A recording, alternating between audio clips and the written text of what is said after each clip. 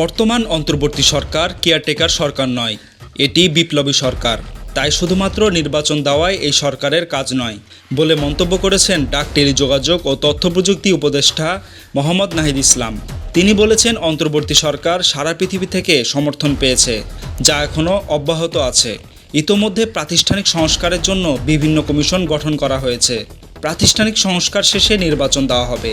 সোমবার মন্ত্রণালয়ের অফিস কক্ষে কমনওয়েলথের সহকারী মহাসচিব প্রফেসর লুইস ফ্রান্সিচির সঙ্গে সাক্ষাৎকালে তিনি এসব কথা বলেন।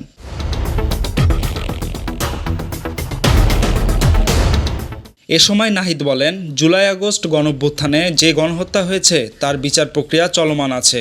এই বিচার প্রক্রিয়া নিরপেক্ষভাবে সম্পন্ন করতে কমনওয়েলথের সহযোগিতা প্রয়োজন। পাশাপাশি নতুন বাংলাদেশ বিনির্মাণে কমনওয়েলথভুক্ত দেশগুলোর সহযোগিতা কামনা করছি।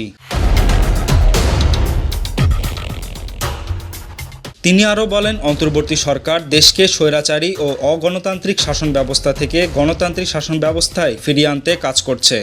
এ বিষয়ে কমনওয়েলথভুক্ত দেশগুলোর সহযোগিতা প্রয়োজন। এ সময় দেশের স্বার্থ রক্ষা হয় এমন যে কোনো কাজ করতে অন্তর্বর্তী সরকার প্রস্তুত বলেও তিনি মন্তব্য করেন।